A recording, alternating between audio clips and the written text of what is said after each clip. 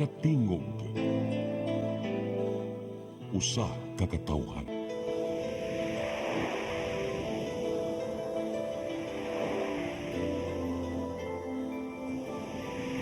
Cebu Catholic Television Network.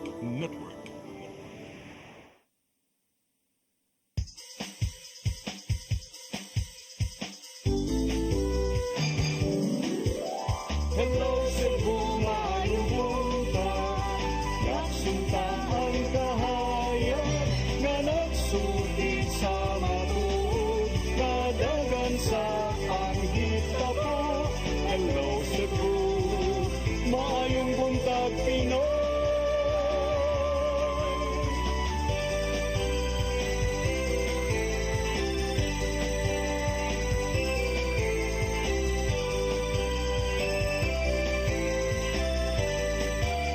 Ang pagtutulungan sa mga katawhan. Hello Cebu, hello Cebu, maayong buntag Pinoy, maayong buntag Pinoy, maayong buntag Pinoy. Hello Cebu, may buntag Pinoy. Adlaw karon nga Martes, pitsa 4 sa buwan sa Marso tuig 2025. Kami yung mga alagad sa kanina. Ako si Malu Inocando Tabar. Ako si Attorney John Destacamento. Uban ni mi hangtod sa alas 9 karong buntagas tong programang Hello Cebu, maayong buntag Pinoy. Samtang nagpaabot ta sa tuang latest weather update ikas pag-asa Mactan at usang ipadangat kining front pages sa mga pamantalaang lokal ug nasyonal. Atong sugdan sa Sunstar Daily. Sa Sunstar Daily, businesses affected by CBRT to get paid. Sa Super Balita, Bana, Kabit, nasakpan sa kondo, sikop.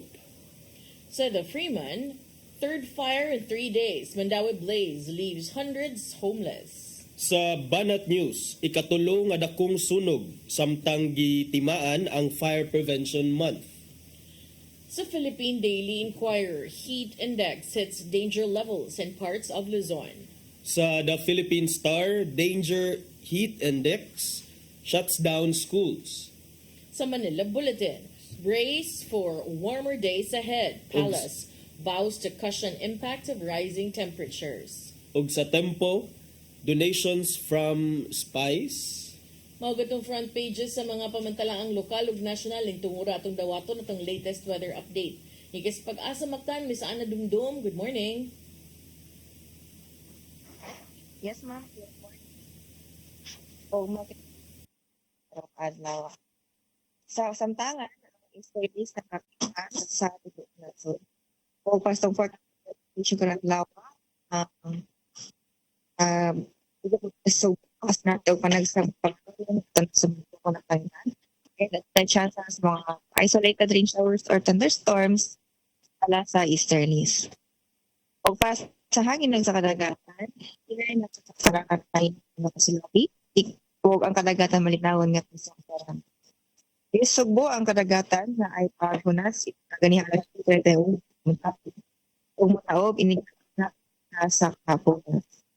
After forecast for ang adlaw sa Cebu na sa 26 to 31 Celsius. Karing adlaw mo salop po niya alas 5, 55 sa kapunan. Hindi na ako kutob, kini si Ana Dumdum, kang diri sa University of Nasangkutan, maayong buntag. Ma'am Ana? Yes, sir. Yes, ma'am. Sa ubang bahin sa nasod, ma'am, doon na mga eskwelahan nga ang ilang mga klase gi suspenso tungod kay tungod sa danger heat index. Dinhi sa Metro Cebu ug sa mga silingang dapit, ma'am, doon na batay na monitor sab nga susamang trend nga grabe ang kainit. Yes, hello, sir. Sa kasamtangan, sir, diri sa Visayas, wala kahit na heat index na na-forecast na posibleng moabot sa danger level sama sa nakita dito sa NCR o sa bang dapit sa dito sa Luzon. So far, sir, ang narata sa range sa extreme caution, so nana siya ubos sa danger. So nata sa mga 36 to 39 ang atong heat index dito sa most parts of Visayas. But possibly ba ni nga mosaka as we progress into the dry season, ma'am, especially nga gi-report sadto nga ang end sa or ang peak sa dry season mo maabot much earlier karon, end sa March. Mga end sa March. Sir, so far, karon sir, nakagapunta sa amihan. Although nakita nga marag hinahinay na ni kahinay o posibleng mag-terminate punta within the month. So, ma-expect kita nga mo, anam na punta kasaka atong temperatura o atong mapil nga kainit. Especially nga mutaas ang atong air temperature o atong humidity mo samot og igang especially ka na hours na 10 a.m. to 2 p.m. Okay, daghang salamat, Ma'am Ana. What's up, sir? Mao kato si Miss Ana Dumdum gikan sa Pag-asa Mactan. Sa mong pagbalik kami padangat kaninyo mga balita nga nahipos sa itong kaubanan sa CCTN News and Public Affairs Team. Please stand by. Hello Cebu, maayong buntag Pinoy. Maayong buntag Pinoy. Maayong buntag Pinoy. Discover the beauty of the Philippines.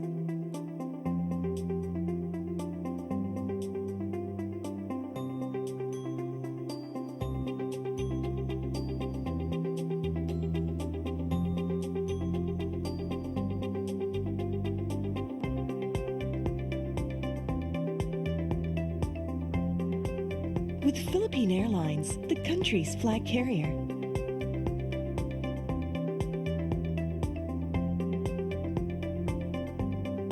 The airline that lets you feel the warmth of the nation.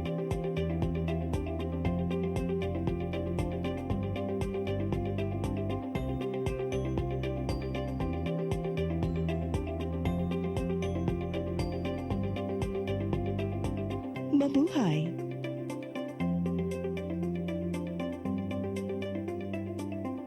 Kaiba sa mga politiko, matagal nang ginagawa ni Ariel Querubin ang ipaglaban tayo. Kahit sariling buhay inaalay. Ngayon, iba ang laban. Pero tuloy ang misyon ni Ariel Querubin, ang ipaglaban tayo.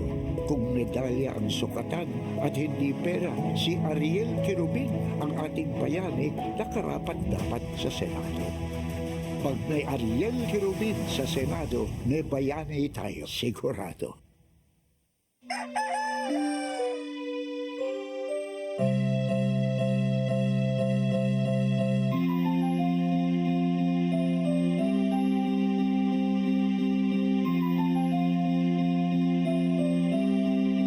Wala na dita ma, palod ma. Sorry ma'am, na-late ko. Nangita pa mong ko para internet sa kong anak ma'am. Ay, wala na problema. Pag sinisibo. Sinisibo, sinisibo. For your internet connection, And for the signal of your cable TV.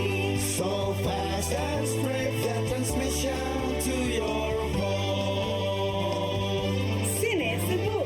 Sinisibo, sinisibo. Offers you to have fiber optics. For your viewing experience, perfect and clear so fast. So great and affordable for you to enjoy. Sinisibo. Cebu Television Network Incorporated offers fiber to the home broadband internet bundled with fiber to the home cable TV connection. Cebu Television Network Incorporated with its operation in Metro Cebu and the whole province of Cebu soon. And affordable for you to enjoy. Sinisibo. Hello Cebu.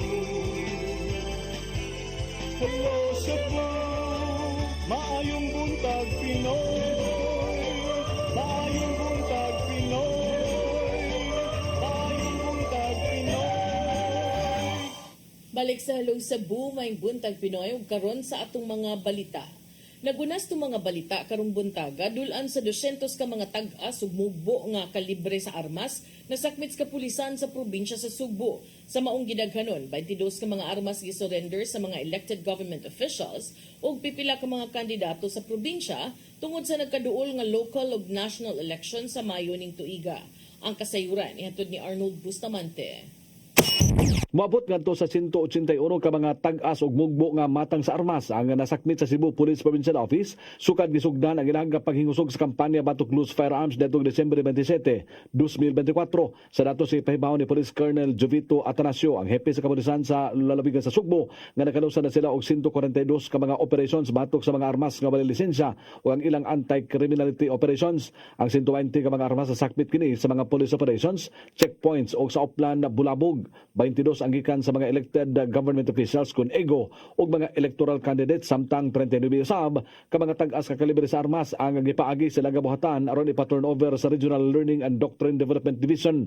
Mato ni Atanasio atol sa interview sa media, siya nagkanayon nga padayon pa ang ilang pagparawat sa mga armas dato nga mga gun holder nga naa sa kalungsuran sa probinsya nga ang ilang mga lisensya ni expire na o gusto nga ipatago lang una sa buhatan sa kapulisan sa kalungsuran. Ang kapulisan doon listahan sa mga gun holder nga mao'y target silang Oplan katok o kung dili kini mo sanong silang hangyo o pag-awhag mamahimo sila nga mao'y target sa operation sa search warrant. With regards to sa mga participation natin, kasama na ito sa tinatawag natin ng bypass, police dispatches, checkpoint, Bulabog, as part sa program ni ANPI. So, and the second one is the Oplan katok of those firearm na naging expired. Ipasabot si Atanasio nga kadto nga mga lehitimo nga mga gun holder nga ang ilang nga mga armas wala marehistro kun nila kining surrender andam sila nga motabang sa dali nga pagproseso niini ngadto sa PNP. Si Police Brigadier General Rodrigo Maranan, hepe sa Police Regional Office 7, personal usab nga misusi sa mga armas ug bidayeg siya nga provincial director subay sa pagtuman siya nga kamanduan nga hingusgan ang kampanya batok loose firearms. Nalipay usab siya sa sanong sa mga tao nga dunay armas sila nga panawagan nga itahan kini ngadto sa kapulisan ilabi na nga subsub na ang ilang pagpangandam sa seguridad sa eleksyon sa Mayo. Ilabi na nga doon mga elected government officials o mga kandidato sa mabot nga eleksyon ang misalig sa mga pulis nga kasamtangan nga mahupot sila nga mga armas. Gingusgan sa Piero 7 ang maong nga kampanya ang kinahanglan nga magkuha nila ang mga armas nga naa sa gawas ilabi na kadtong naa sa kamot sa mga kriminal aron dili kini magamit sa krimen. Siyempre tayo ay ating binibigyan ng papuri ang ating napakasipag official director na si Colonel Atanasio sapagkat siya ay agad na tumalima sa ating direktiba na paigtingin ang kampanya sa illegal na baril na loose firearms kung tawagin natin sapagkat ngayong election period talagang kailangan makuha natin at mapasakamay itong mga loose firearms na to na sa ganun maiwasan natin yung mga malalagim na mangyayari at ito hindi dapat papunta sa kamay ng mga terrorist elements at dahil sa accomplishment na ito ng ating Cebu Police Provincial Office sa pamumuno ni Colonel Atanasio, commendation is on the way for these people and of course to the provincial director. Usab nga gidasig ang mga City Provincial Police Office kasundo ng gihimo sa kapulisan sa probinsya sa Sugbo nga bisa ng mga elected government officials ilang napasanong nga isurrender ang ilang mga armas ngadto sa kapulisan. Nanawagan usab si Maranan sa mga Sugboanon nga dunay mga armas nga gihuptan sa lang kabalayan nga labing maayo nga isurrender lang una kini aron dili makasugat og problema dungan sa saad nga balay kaso nga ilang atubangon. Arnold Bustamante, CCTV. Samtang mga natalang sunog sa dakbayan sa Sugbo ning tuiga naabot na og 16 milyones pesos ang gibiling danyos. Apil sa maong ihap ang mga niulbong sunog atol sa pagsugod sa Fire Prevention Month karong Marso. Ang kasayuran ni hatod ni Gian Navarro.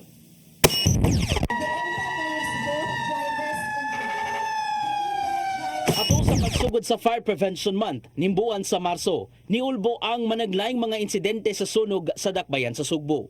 Netong Domingo sa kadlawon, natugaw sa pagkatulog ang libuan ka mga nanimuyo sa Sitio Napa, Barangay Mambaling tungod sa dakong kayo sa ilang dapit. Nagsugod kini gikan sa panimay nilang Jorani Daumani og daling ni kaylap ngadto sa kapin usa ka gatos ka mga balay nga puro sinimo sa light materials. Kapin 1.5 billion pesos ang gibiling danyos og gisusi pa ang hinungdan. Pagkalabay sa pipila ka oras, girespondihan sa mga bombero ang pagkasunog sa usa ka establishmento sa South Road Properties sa Susamang Dakbayan. Milanat ngadto sa dul-ano sa ka oras ang pagkumbati sa kabomberohan aron lang kini mapaong. Moabot na sa 2.8 billion pesos ang natalang danyos sa palibot. Sa ihap gikan sa Cebu City Fire Office, ana sa kapin 16 milyones pesos ang gibanaba ng danyos gikan sa kapin 50 ka mga insidente sa sunog ning tuiga. Mga istruktura ang kadaghanan sa mga naapektuhan tungod sa mga insidente. Sumapa ni SFO2 Wendell Villanueva nga ang numero 1 hinungdan sa sunog mao ang kakulian sa linya sa kuryente. First 2 months pa lang sa 2025, doon na nakita itong paggunod sa mga fire incidents, which is a good indication that our effort, our endeavors sa Bureau of Fire Protection sa Cebu City Fire Station ni works siya. O gitambag siya sa katawhan nga magpatabang sa mga lisensyadong electrician aron magpahiling kung maayo pa ba ang linya sa kuryente. Likayan una ang octopus connection sa mga saksakan aron dili usab mag-overloading. Dagan nato ni tangkilik pag mga substandard nga mga appliances, no? Nga mapalit ato barato ra kayo. Pila naman kabok ceiling fan nga atong ipanglabay sa likod sa tumbalay kay nangadaot niya dali ra kay mo init. Aron mapakita ang kaandam, gipakita sa mga sakop sa Cebu City Fire Office o BFP7 unsaon pagresponde sa bangga sa dalan nga may resulta usab sa sunog. Gipakita nila sa mga nanambong ato sa opening salvo sa Fire Prevention Month ang mga kaymanan o mismong procedure sa pagtubag sa mga alarma. Aron ipatigbabaw sa kanunay ang kaluwasan sa mga mabiktima. But karon ato ni kuan pa rin kamuton nga mo minus ang mga fire incidents for the month of March ug sa mga umabot pang mga buwan. Navarro, CCTN News. Subay ni moong balitaon si kapanimalayang naugdaw sa barangay Luok sa Dakbayan sa Lapu-Lapu human usab sa nahitabong sunog nitong Marso 1 sa unang adlaw sa pagtimaan sa Fire Prevention Month. Nagpiti-piti nga kuryente may usa sa gitan-awng hinungdan sa maong sunog. Mga detalye sa report Crystal Joy Felerca. Muabot sa 11 ka panimay ang naugdaw, samtang 7 ang na-partially damage sa nahitabong sunog sa Purok Yellow Bell, Barangay Luok sa Dakbayan sa Lapu-Lapu nga nakalanat og hapit usa ka oras ni adtong Marso 1 sa unang adlaw sa pagtimaan sa Fire Prevention Month. Ang maong sunog ni Ulbo 1:32 sa hapon nga nagsugod sa second floor sa panimalay ni Jose Ikong apan kasamtangang giabangan ni Ramon ug Virgie Abadis. Na fire control ang maong sunog paglabay sa 30 minuto sukad kini ni Ulbo ug hingpit kining napaong pagka 2:28 sa hapon. Padayon pang gisubay sa Lapu-Lapu City Fire District ang hinungdan niini. Apan matod ni FO3 Jopet Ubinia, ang fire investigator, nga usa sa iyang gitan-aw nga hinungdan mao ang ni-spark nga kuryente. Sa witness nga nakonsentong nga pitik-pitik sa kuryente o spark ba. Dayon gawa sa to niya ismo ang nag-abang nga ng balay si Kuan si Abadjin na naslaslingan pag nagabantay kuno ato gayon na nakabantay nga nay kuryente nga pitik-pitik sa kuno. Wala ray natalang naangol o nakalas sa mong sunog ang Lapu-Lapu City Fire District. Samtang sa datos sa City Social Welfare and Development Office, moabot sa 122 ka mga individual ang naapektuhan ug kasamtangan silang nagpuyo sa Luok National High School Gym nga mauunay gihimo nga evacuation center. Sa pag-abot sa mga biktima sa maong evacuation center, gipang apod-apod ngadto kanila sa Lapu-Lapu City Rescue ang emergency relief assistance nga gilangkuban og mga relief food boxes ug mga non-food items. Tungod kay sagad kanila way nasalbar nga mga gamit, ang mga nasunugan adunay wishlist sa mga butang nga ilang gikinahanglan ug usa na ni ana ang mga sinina. Samtang nag-ocular inspection na kagahapong adlaw ang humanitarian unit sa CSWDO aron sa pag-validate sa mga panimay nga nasunugan tungod kay kini mo ilang basihan sa pagproseso sa financial assistance. Crystal Joy Felerca, CCTN News.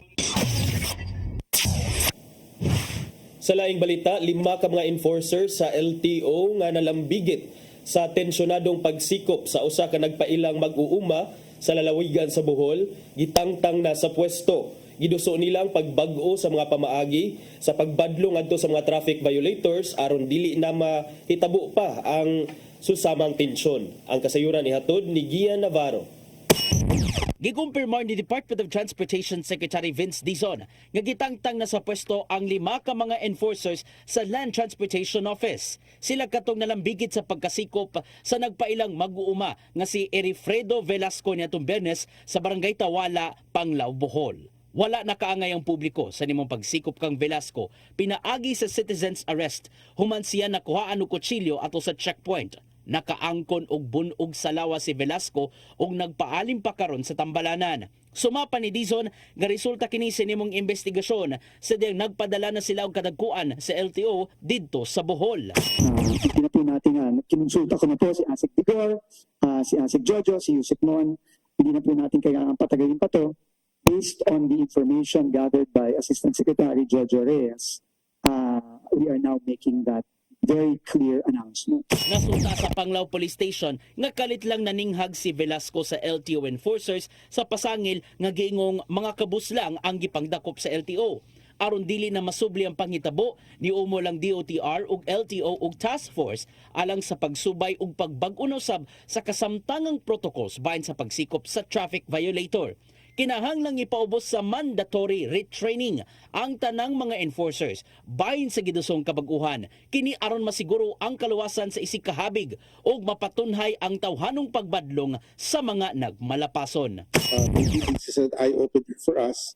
Hindi natin dinalahat ng mga enforcers, but definitely we have had and we are ongoing investigations with some of our enforcers. In line with the instruction of the Secretary, I've already instructed our law enforcement service to review our protocols when it comes to apprehension. Ilalabas ko namin yan within this week. Marami po tayo laging nakikita ng mga kapatid natin, ng mga kababayan natin na nagmumotorsiklo, naglaging pinapara at tinatabi ng mga law enforcers sa daan. Lagi ko po halos araw-araw po pag ako'y bumabiyahe. Nakikita ko po na pinapara sila at sila'y ina-apprehend ng mga iba't ibang law enforcement agencies. Human sa kong kalit ka pangitabo, nangayong dispensa si LTO 7 Director Glenn Galario. Gitataw nila nga resulta kini sa giingong pagka-arogante ni Velasco ngadto sa mga tinugyanan. Nagdumili una sa pagpa-interview sa media si Galario nunot sa nagpadayong investigasyon. Apil sa mga nasagmuyo niya ng panahuna, si Bohol Governor Erico Aris Aumentado sa maong viral video. In fact, nasa video na gahaan pagdunggab sa usa ka task force na maong buwang daw na oil lang si tabangan. So, wako na iuyon sa lang dibuhat. Gian Navarro, CCTN News. Sa atong katapusang balita, hepe sa PRO 7 miapil sa Oplan, Bulabog, mga suok nga dapit sa Barangay Ermita gisud aron pagpatuman sa tanang ordinansa sa syudad sa Subo. Atol sa mga operasyon, adunay naatlan nga nagdalag armas o drugas. Ang kasayuran ihatod ni Arnold Bustamante. Hepe sa Police Regional Office 7 nga si Police Brigadier General Rodrigo Maranan miapil sa gihimong one-time big-time Oplan Bulabog sa Cebu City Police Office ngadto nga Biyernes sa gabi sa tibok Barangay Ermita ug sa mga barangay nga taas ang krimen nga gipanguluhan ni Police Colonel Enrico Figueroa. Gisulod ni Maranan ang mga gagmay nga mga dalan sugod sa alas 10 sa gabi sa sitio Bato Ermita hangtod na sa poblasyon sa barangay dindo na sila gipangsita. Ilabi na kadto mga tawo nga naapa sa gawas nga nakalapas sa ordinansa. Usa sa mga nasita ang usa ka lalaki nga gituhaan mipalit og illegal nga drugas o sa deng rikisa nakuhaan kining tulo ka pakete sa gituang Cebu samtang laing lalaki ang nakuhaan usab og usa ka kalibre 22 nga pistola o mga bala nini. Mato ni Figueroa nga kapin sa 400 ka mga police personnel.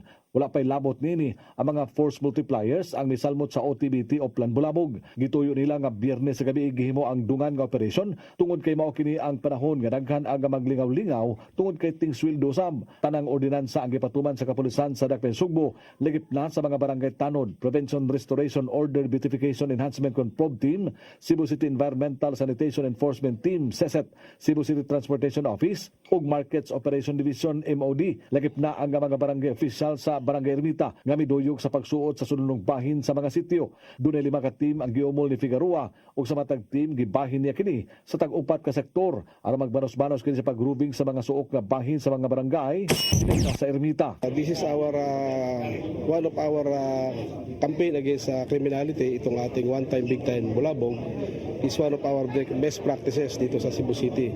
Aside from dun sa ating ginagawang regular Bulabog, ito po ay gagawin natin ng madalas at itatarget lang natin yung mga location kung saan may krimen.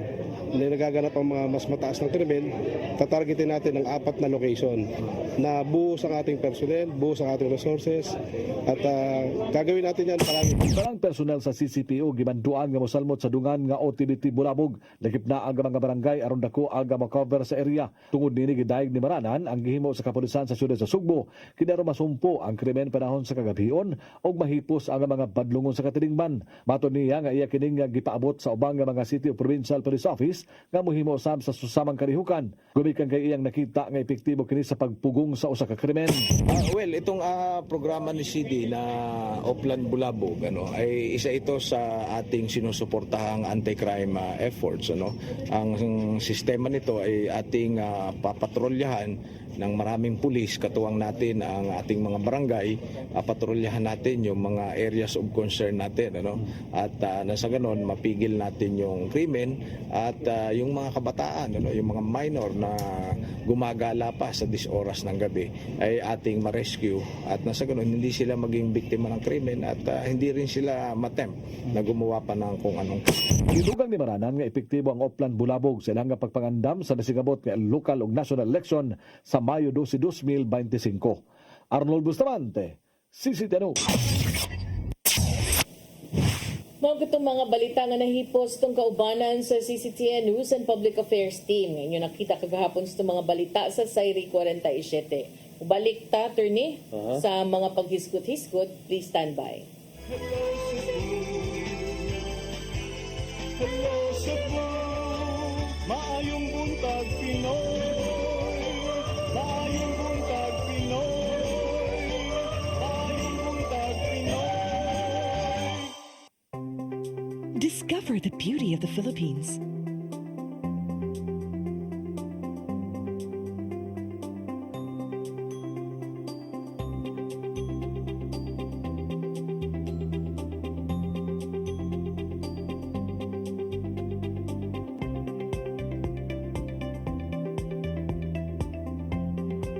With Philippine Airlines, the country's flag carrier.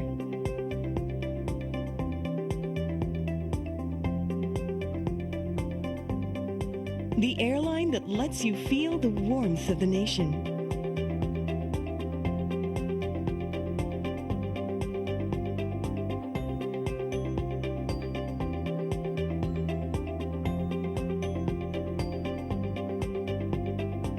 Mabuhay.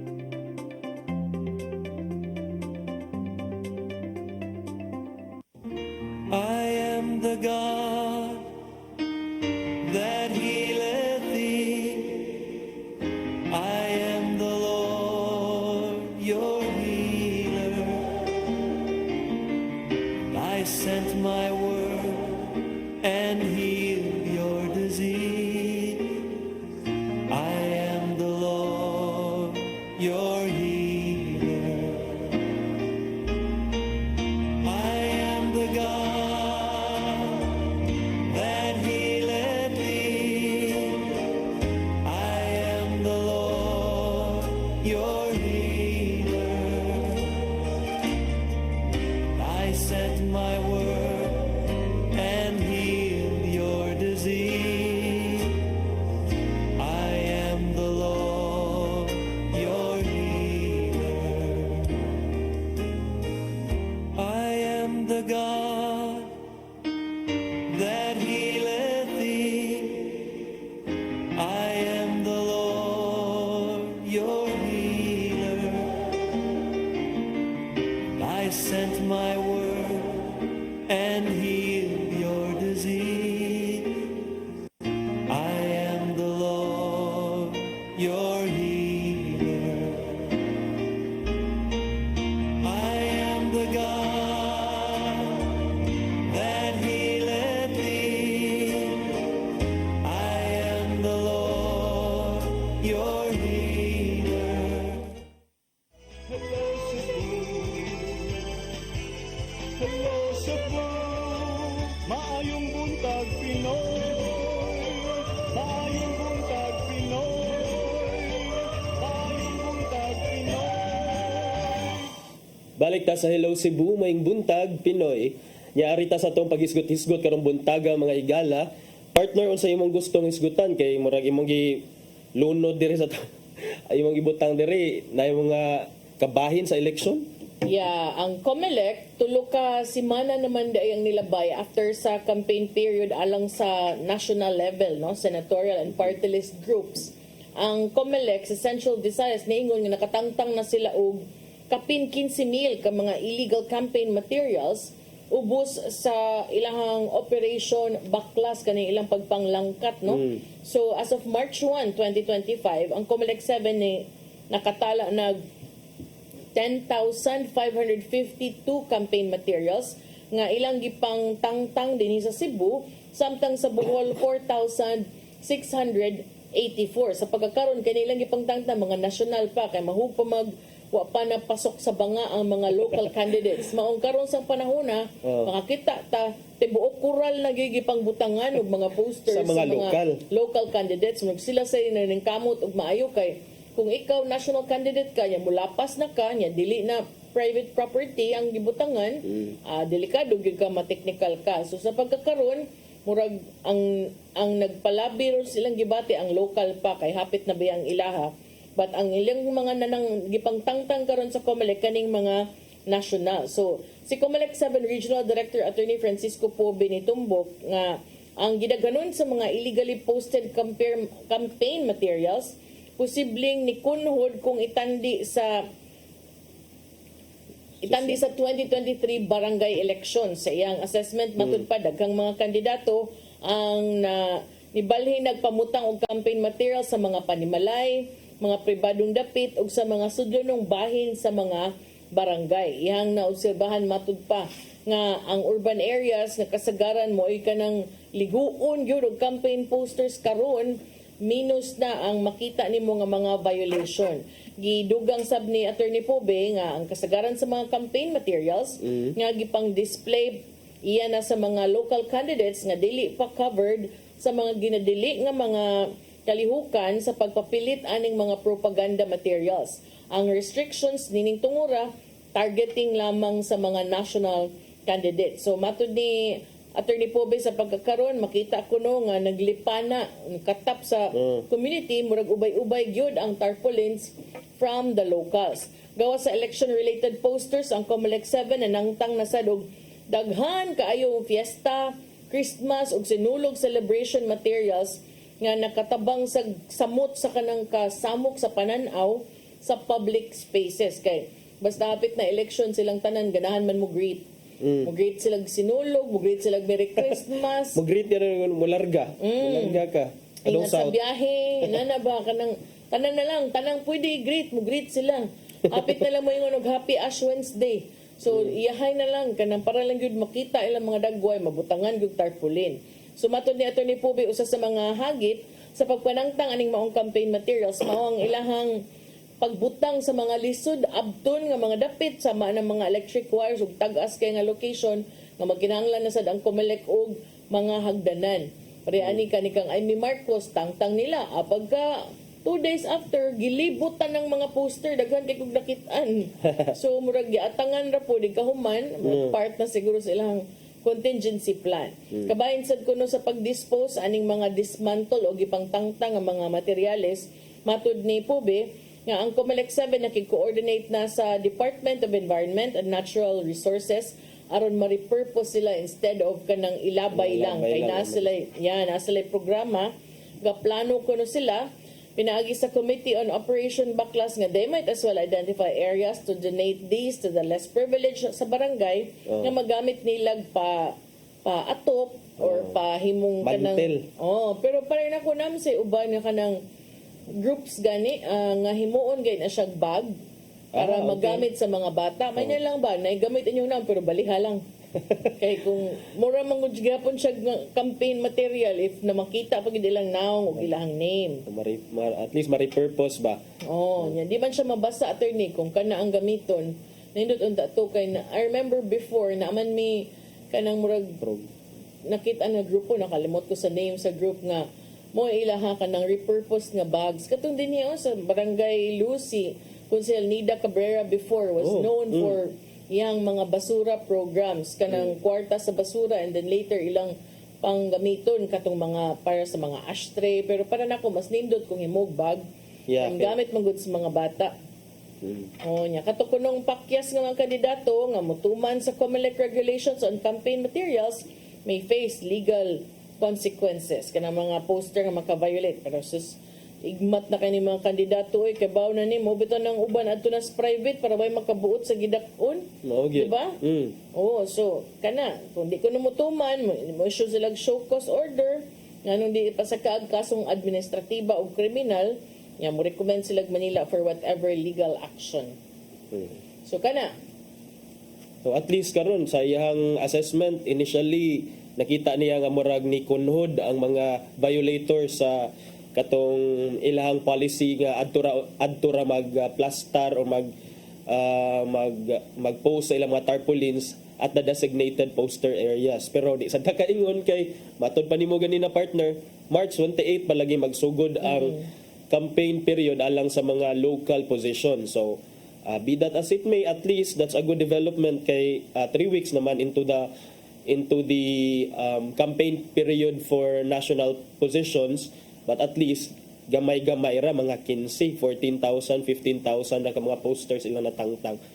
But most na atong i-remind lang sad sa ato ang mga kaning, of course, kana sila nag-follow. I don't think nga na-adjoy specific instructions gid guro gikan sa ilang amo no nga ana mo pag-post murag kani siya, this is a matter nga murag pagbuot na sa kanang mga poster boys nga ala sige post lang, bahala na dihang magkanit. So, muna, pero in the end, sila gihapon mag-suffer kay gasto sa duba na partner. Mahal lang yung paprint og tarpaulin. But naman sa mang donate.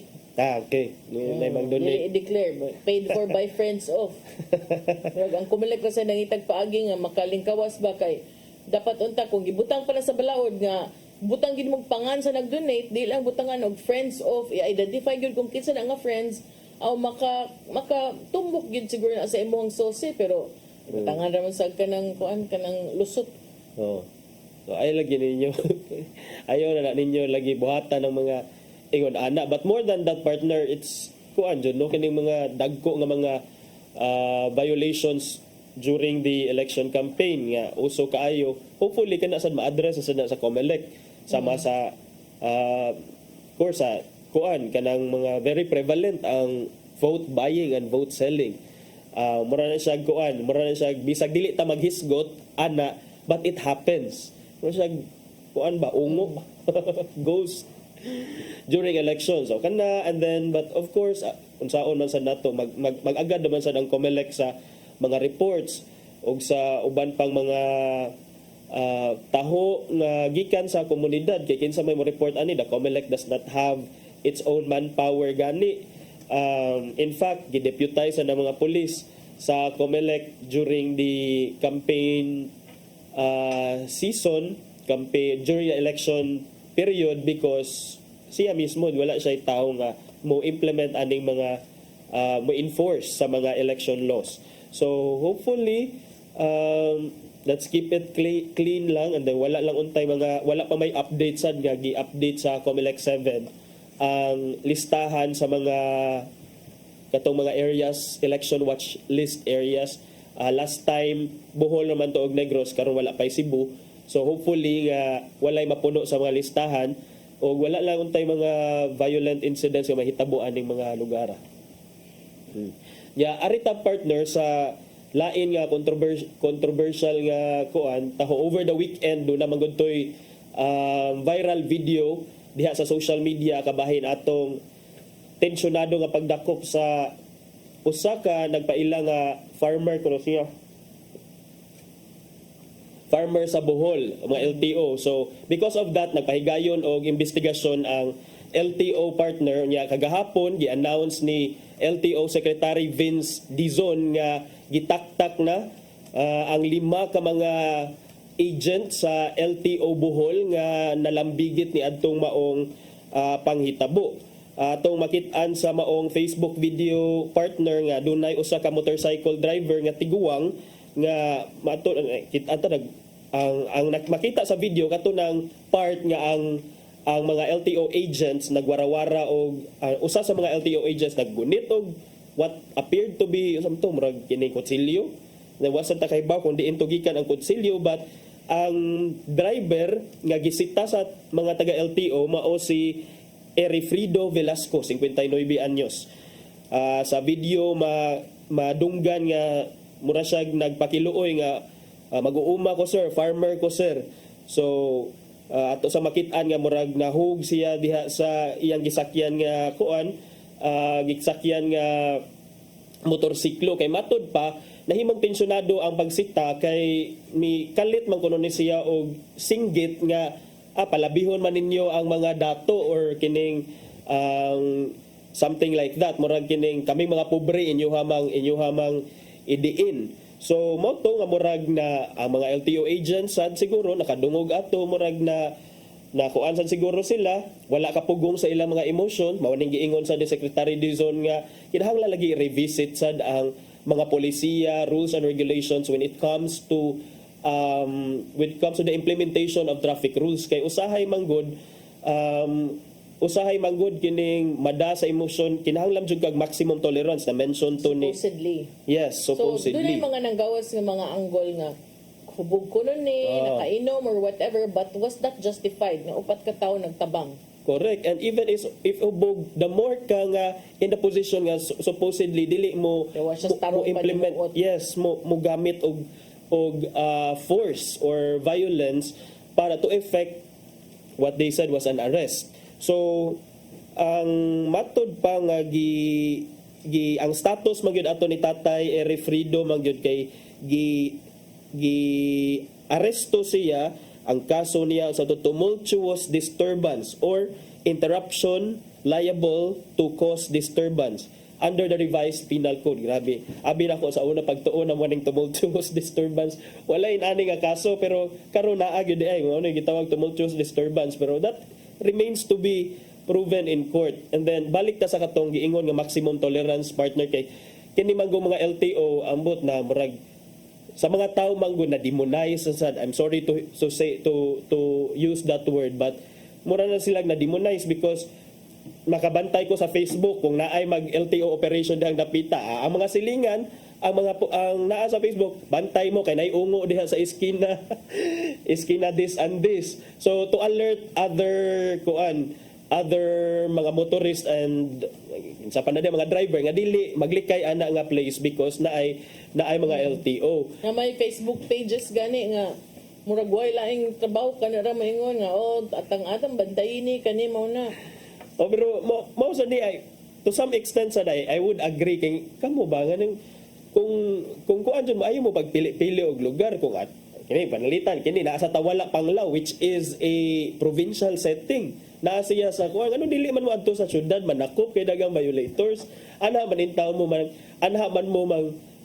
manakop sa kining kaprobinsyahan nga kahibaw man ta nga ang mga motor diha gigamit na sa ilang mga pang-adlaw-adlaw. Grabe ang use diha. Of course that's not a justification na nga dili mo renew sa ilang OR or CR or violate sa mga protocols, pero para nato katong maximum tolerance and then kining social justice unta nga those who have less in life should have more in law. Pero basi gamito na lang sad ng rason nga abi kay pobre mi. Yes, kay mausab na akong gitan-aw partner, mauna nga doon na basay mandato ang LTO nga implement sa ato ang traffic code. Pero nako okay ra mo ko nga nag-checkpoint sila. Ang manner lang sa paghimo. Kay everyday pa mo mag-checkpoint dira padayon, pero kanang ay lang sad palabii nga kanang inaana nang giguroy na, ibaboy, ibinaklid na kanang makaingon lagi ko may ragyod nga uso na ron ang mga videos kay ugwa pa I don't know unsa say nahitabuan niya na way siguro nadapatan na ni. Okay, and then napagyoy gunito og mga kutsilyo na diha so hanaan siya mo to wa na yun ni Governor Aris Omentado kay murag lain man gud tan-awon nga gihana-hanaan ba. So at this karon ipasalig na ang LTO on coordination kuno with the LTFRB nga i-revisit ang guidelines when it comes to apprehending traffic violators kay kini niyan ni promise siya nga dunay retooling or training sa mga LTO agents para ang pagpatuman sa mga balaod, makabahin sa trapiko, mga lagda sa trapiko, hapsay lang siya og dili mamahimong tensyonado sa Mone, para nako mone usa sa mga problema kay dili tanan ha, wasa ko nag-ingon nga kamo pero doon naman yung mga tao nga makasulob lag uniforme, maka-ID lang, maka-apil lag usa ka grupo, lahi mausab ang linihukan pero gimo nang maabtan nga siya rang usa. Oh. Awa sad. Unya kana sang dili mo kuan ba para nako dili ta mamili og tao nga atong trataron patas tanan maunta na importante bisag dato na og di kayo do you think kung dato patog porma kanang nang mungingi patog alahas inatuon tog tratar dili oy I don't think so foreigner to inatuon ka to Correct. I don't know if this was the same traffic violator ato lang quote-unquote nga kuan ko no later on nailhan nga murag pag-umang kuan ba to? igsuon sa kanhi Bisi Mayor dinhas Panglao. Oh.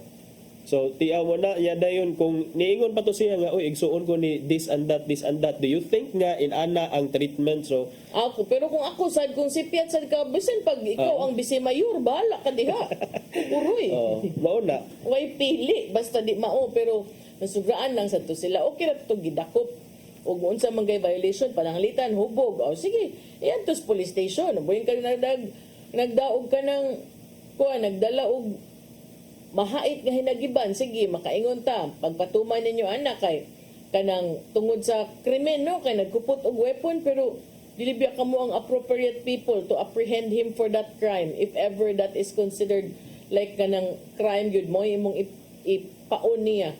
Other violations sa kanang iyang nagmotor baro nga nagchinilas, okay, kay violation of the traffic code. Nabaro yung mga guba siyang motor, ba siya papilis ka na, okay, pero dili may mo nga kana imong ipang kuan unless na may kuyog nga pulis.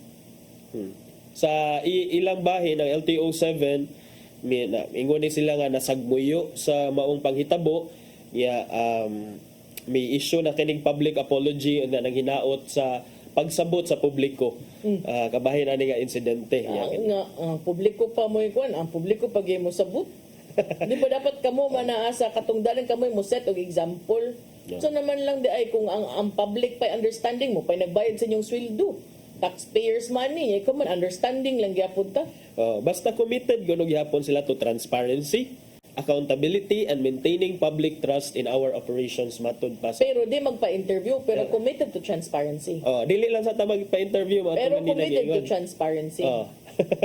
This is not the first time under the time of kanang RD Galario first ba katong sa Medellin. Wala santo sila nga wala kayo na interview. Kani nasad. So, but natimingan ng isla attorney nga bag-ong lingkod ang bag-ong nga DOTR secretary. Okay. Kay og dili pa na bag-ong lingkod sa Cruz Dizon akaro tungod kay bag-ong lingkod I don't know if mo gyud na iyang character but natimingan gyud sila kay mo'y paglingkod ni Secretary Dizon ang timing nindot kaayo nasampulan gyud sila. Nasampulan gyud. May sad oy kay kining kuan sad lagi kining katuim gyud ganina nga dapat mo set sa sakto nga examples and then wala may problema if regular ang arrest o dunay basis sa arrest wag tay problema ana ang ato is the manner how it was conducted kay busong balik man sana sa ilaha unya partner diba bisa unta nga ikaw ang pabor but because of the manner nga giunsa nimo pag-carry out ang imuhang pag-aresto ato nga tawo nahimo na hinong illegal ang arrest okay baliwan ko na nato be kamo kuno ingon na naon okay ra mo mupakpak ba mus kalipay ang inyong pamilya malipay ba bisan pa siguro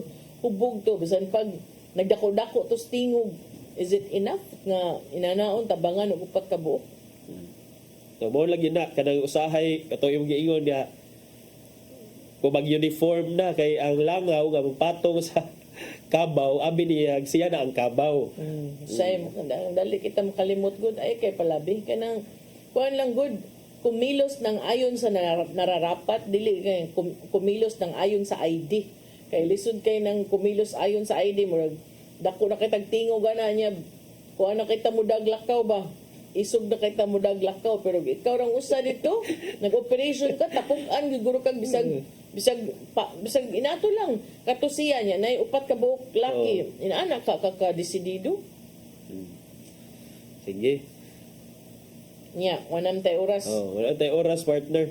At ipadangat ang giandam ni Tatay Dodong aning pulong ug kinabuhi.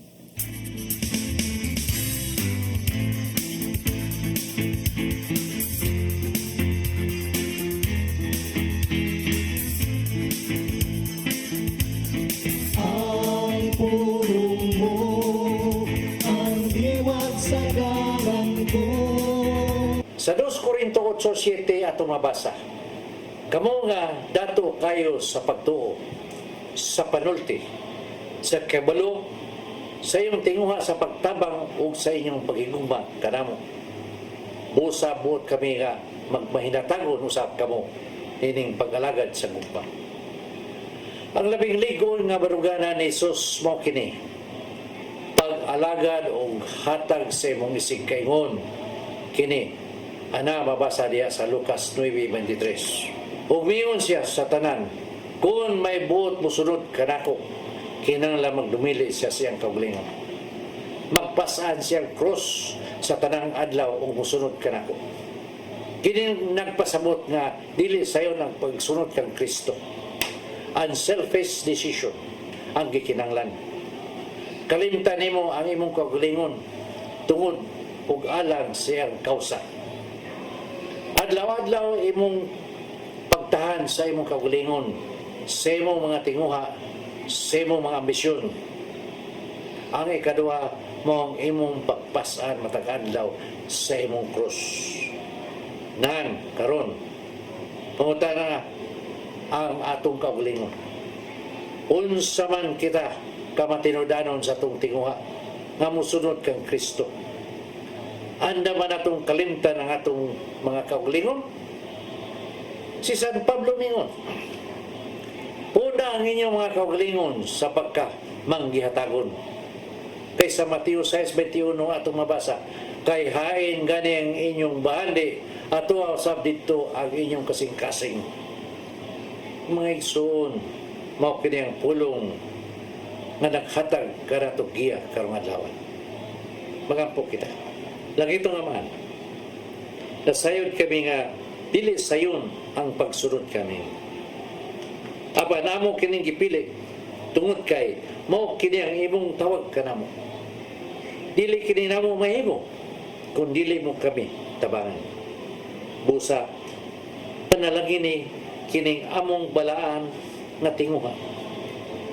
Amo kining gipangayo lagi ito nga man pinagi sa imong bugtong anak si Jesus Kristo. Amen. Sa ngalan samahan sa anak ng Espiritu Santo. Ang pulong mo, ang diwat sa galang ko. Pulong ug kinabuhi ni Tatay Dodong Limchua man nagtapos sa tong tulumanon. Daghang salamat sa Philippine Airlines. Yeah, thank you sab kang Archbishop Jose Palma, Nanay Diana Limchua ug Tatay Dodong Limchua. Thank you, Sir Dennis Tabar, to mga kaubanan sa TOC, Sir Robert, Miss Inday, Sir Matmat, Miss Mabel, Miss Joanne. Sir Michael, Sir Rodel, Sir Raymond, Sir Bruce ug Sir Ferdy. Salamat sa iyong papakiguban. Ako si Malu Inocando Tabar. Ako si Attorney John Destacamento. Magkitagbalik ugmas tong programang Hello Cebu, Mayong buntag Pinoy. God bless us all.